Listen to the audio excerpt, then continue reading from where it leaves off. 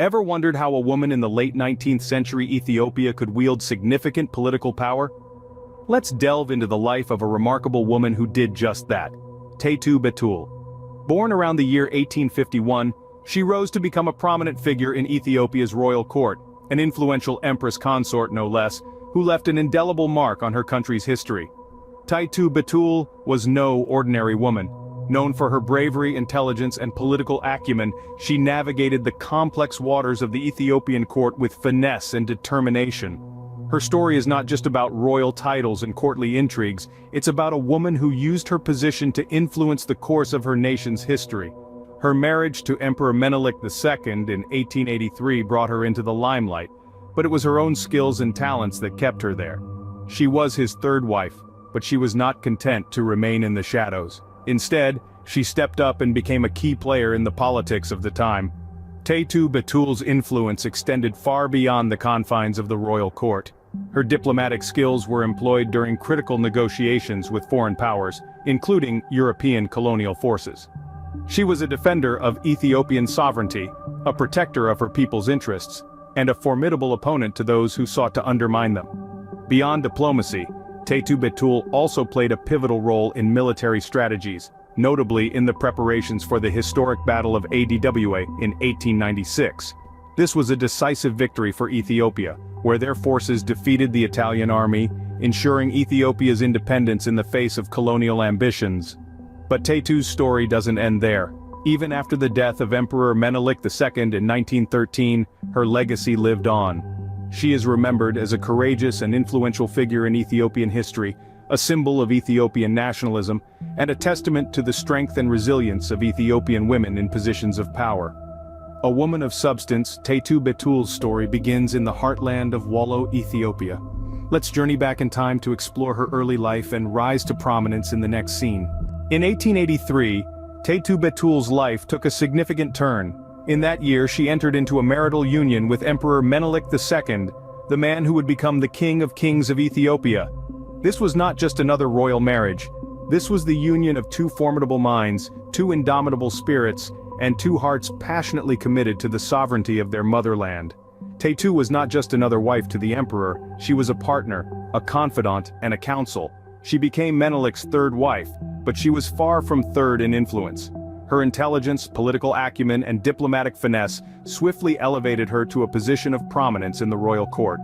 She was not content to merely sit on a throne and wear a crown. She chose to wield power, to shape policy, to influence decisions. This royal union was not just a marriage. It was a partnership that would shape the fate of a nation. Together, Menelik and Taytu navigated the treacherous waters of politics and power, steering their country with a firm hand and a clear vision. This marriage marked the beginning of Taytu's rise to power, her ascent to the pinnacle of political influence.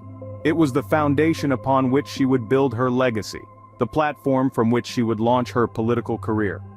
The royal court was about to witness the rise of a politically astute and influential woman. Taytu Betul was not just a queen, she was a force to be reckoned with. Indeed, her influence extended far beyond the royal court. She was not content to merely wear the crown, she wished to wield the power that came with it. This ambition was tempered by her profound wisdom and her keen understanding of the political arena. Taytu Betul was a participant, not a spectator in the court's affairs. She was deeply involved in the decision-making process, demonstrating her intellectual prowess and political savvy time and again. Her counsel was sought and respected, her words held weight, and her decisions shaped the future of Ethiopia. But her influence wasn't confined to the royal court. She was an accomplished diplomat, a skill she used to great effect during her husband, Emperor Menelik's negotiations with foreign powers. These were no ordinary negotiations. They were high-stakes, complex affairs that involved European colonial powers, each eager to expand their territories and influence. Taytu Betul, however, was no pushover. She was a tenacious negotiator, always prioritizing Ethiopia's interests. She was a master of diplomacy, expertly navigating the treacherous waters of international politics. She knew when to push, when to pull, when to compromise, and when to stand firm. Through her diplomatic endeavors, she played a pivotal role in safeguarding Ethiopia's sovereignty. This was no small feat. The late 19th century was a period of intense colonial expansion by European powers, and Africa was a prime target. Yet, under Taytu Betul's watchful eye and strategic guidance, Ethiopia emerged as a rare exception, a beacon of resistance amidst a continent under siege. Her diplomatic skills were about to be put to the ultimate test, however, as Ethiopia faced an imminent threat from one of the most powerful empires of the time. The stage was set for what would become one of the most significant battles in African history, the Battle of Adwa. Her intellect and diplomatic skills were about to be tested on a grand stage, the Battle of Adwa. 1896 marked a historic year for Ethiopia, thanks to Taytu Betul. As the wife of Emperor Menelik II, Taytu was not just a figurehead, she was a force to be reckoned with, a woman of intellect, courage, and strategic brilliance. The Battle of Adwa was a defining moment in Ethiopian history, a David versus Goliath story where the Ethiopian forces stood against the Italian army, a symbol of European colonial power. Taytu Betul was at the heart of this monumental event. Taytu was instrumental in preparing for the battle. Her strategic foresight was invaluable, as she provided key intelligence to Emperor Menelik II. She understood the landscape, the people, and the stakes.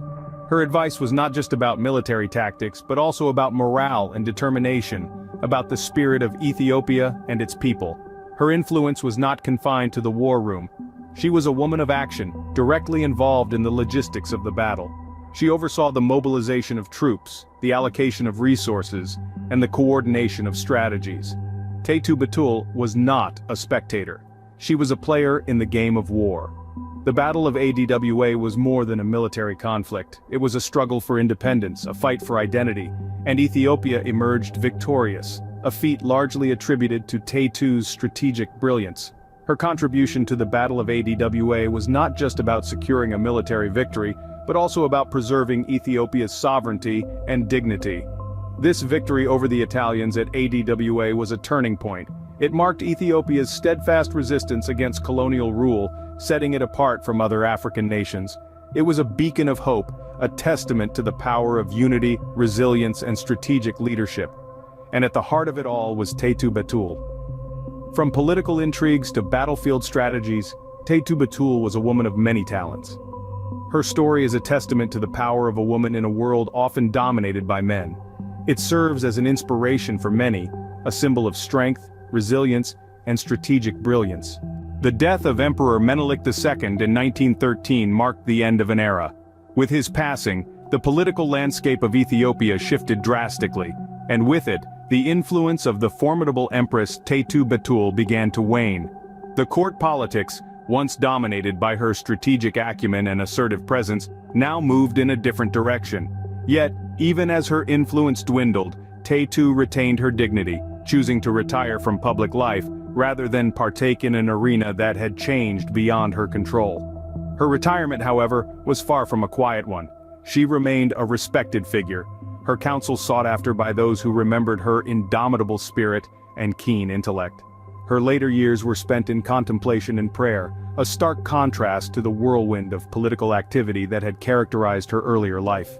In the spring of 1918, Taytu Betul passed away, leaving behind a legacy that was as resilient as the woman herself. She was laid to rest in the sacred grounds of the Selassie Cathedral in Addis Ababa, a fitting tribute to her unwavering faith and devotion to her country. But death was not the end of Taytu Betul's story. In fact, it marked the beginning of her legacy, a legacy that has endured for over a century since her passing. She left behind a trail of courage and influence that continues to echo in the annals of Ethiopian history. Her contributions to diplomacy, her strategic brilliance in the Battle of Adwa, and her unwavering defense of Ethiopian sovereignty have etched her name in the annals of Ethiopian lore. She was not just an empress, she was a diplomat, a strategist, a defender of her nation's independence. But perhaps most importantly, she was a woman of immense strength and resilience, navigating and influencing the male-dominated realm of politics with grace and tenacity. In a time when the role of women was often confined to the domestic sphere, Taytu shattered these boundaries. She demonstrated that women could wield power and influence, that they could shape the course of history.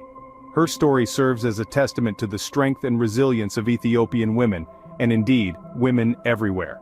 Taytu Betul, a symbol of Ethiopian nationalism and resistance, continues to inspire generations with her story of strength and resilience. Her legacy lives on, a beacon of empowerment and determination in a world that often underestimates the power of a determined woman.